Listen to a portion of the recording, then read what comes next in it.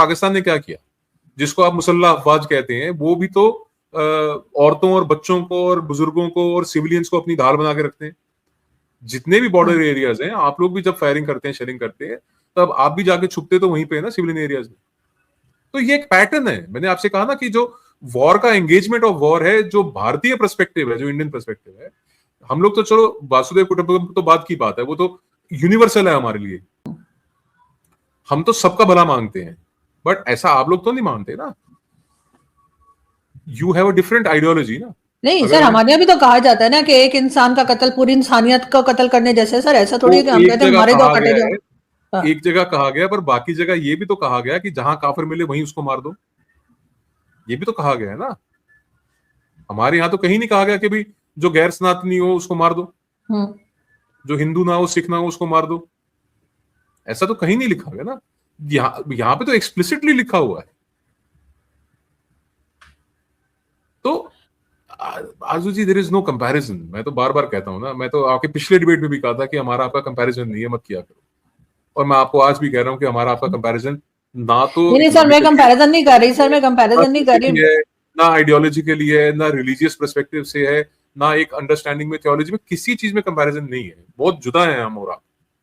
नहीं सर, हम ये नहीं कह रहे कि मैं कंपैरिजन बिल्कुल नहीं कर रही थी, लेकिन मैं यही कह रही थी कि अगर आप समझते हैं कि 7 अक्टूबर वाला जो था उसके बदले मारना सही है।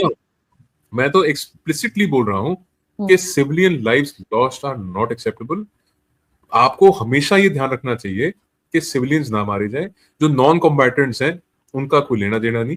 पर आप मुझे एक बात और बताइए ना, कि जब ये कहा जाएगा कि आप जितने बच्चे पैदा करेंगे वो सब यहूदियों को मारेंगे, तो आपने एक पूरी की पूरी नस्ल अपनी, और एक नहीं, आपने कई नस्लें अपनी।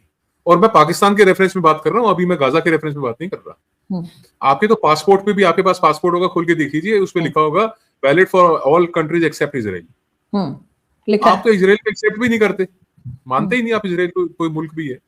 तो आप जो सवाल पूछ रहे हैं ना, तो उसके पीछे की जो हिपोक्रेसी आपकी अपनी लीडरशिप की है, उसकी तरफ एक बार झांक के देखें।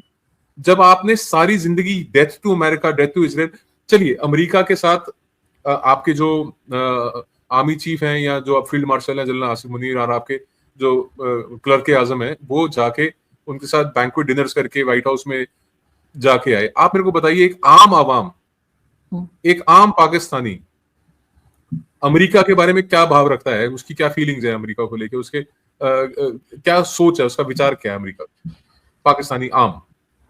सर वो तो पसंद नहीं करता अमेरिका को, पसंद नहीं करता। Death to Pakistan, death to America, death to Israel. आपके यहां तो आपने अमेरिका के झंडे फुटमैट में लगा रखे हैं, आपने इजराइल के झंडे फुटमैट में लगा रखे। नहीं सर, वो ऐसे नफरत नहीं करते कि उनके रिलीजन से उससे प्रॉब्लम है, बल्कि वो तो और चीज की वजह से कि क्योंकि पाकिस्तान एक तरह से गुलाम बना हुआ है अमेरिका के आगे, उसकी वजह से वो नफरत या कह लीजिए कि पसंद नहीं करते। लेकिन सर वो अफगानियों का कारण है, आप कंफ्यूज कर रहे हो।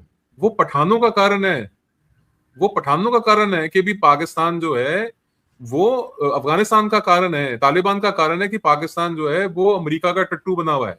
पाकिस्तान जो है वो अमेरिका के हाथों बिका हुआ है। पाकिस्तान, सच्चाई ये है कि आपकी कई नस्लों को, कई पुश्तों को यही पढ़ाया गया है कि America is a enemy of Pakistan. Sir अभी किसी को कह देना अमेरिका जा सकते हैं, सर पूरा पाकिस्तान वहां पहुंच जाएगा।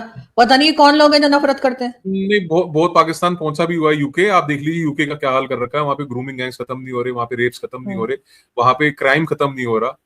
आप देखिए ना, गया तो हुआ है पाकिस्तान वहां पे, यूके में। आप लोगों ने यूके को पाकिस्तान से बदतर बना दिया है, हालात खराब कर रखे हैं।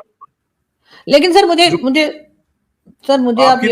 आपकी नेशनल टीवी का एक मैंने ट्वीट किया था, वीडियो आपने शायद देखा होगा, कि परवर्टेड पाकिस्तानी सोसाइटी, जहां पे 80% लड़कियों के साथ जो दुष्कर्म है, जो रेप है, जो उनके साथ जबरदस्ती है, उनके परिवार के ही मर्द करते हैं। बाप, भाई, चाचा, मामा, नाना, दादा, रिश्तेदार, कजन ब्रदर्स। और मैं आपको अभी बताऊं, ये बात इंडिया में बहुतों को पता है, पर पाकिस्तानी सोसाइटी में अगर आपके कजन्स में शादी ना हो ना, तो उसको बहुत बुरा मानते हैं कि देखिए साहब, इसको चाचे ने अपनी बेटी नहीं दी। अरे देखिए साहब, ताया ने अपने रिश्ता नहीं लिया इनकी बेटी का।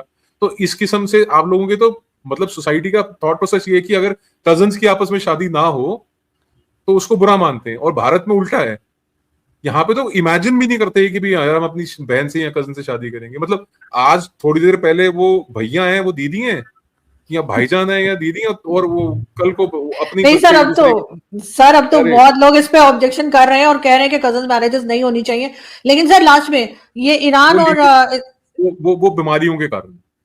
नहीं, हाँ सर, जो भी कारण हो, लेकिन रोकने की बात की जा तो रही है वही और ना, होना अगली चाहिए। नस्ल, जो अगली नस्ल है ना, बहन जी, जब आप एक ही उसमें डीएनए में जब आप शादी करते हैं तो अगली नस्ल बड़ी खराब निकलती है। और आप ये सोचिए कि पाकिस्तान में कितनी नस्लें खराब हो चुकी हैं, क्योंकि आप मे भी आज तो रियलाइज कर सर रहे हैं, ये तो सर पर जो पिछले इंडिया में 70 मुस्लिम्स है वो साल भी से तो करते आप लोग होंगे, नहीं क्योंकि करते तो सर ये तो इंडिया में मुस्लिम्स भी करते होंगे कजन मैरिजेस, तो क्योंकि ये ना तो मुस्लिम्स का है ना, ना ना ना ना ना ना पाकिस्तान ना का थोड़ी है। ना, कल्चर ही नहीं है इंडिया में। कोई करता हो पता नहीं, एक्सेप्शंस होंगे, एक्सेप्शन सब जगह होते हैं, बट यहाँ पे कल्चर नहीं है। मैं जितने लेकिन मुस्लिम फैमिलीज को मैं जानता हूँ, मैंने अभी तक कजन मैरिजेस नहीं देखी आपस में। अच्छा, पता नहीं, लेकिन सर हाँ हाँ।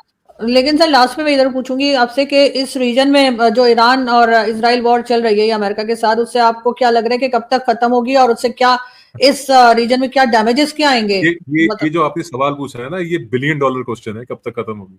कब तक खत्म होगी, इसमें तो शेयर बाजार पे सट्टा लग जाएगा, इसमें तो ऑयल के प्राइसेस पे सट्टा लग जाएगा, इसमें तो गोल्ड सिल्वर के प्राइस पे सट्टा लग जाएगा। लेकिन सर आप ये बता सकते हैं, मुझे लगता है आप बता का सकते हैं। सवाल है।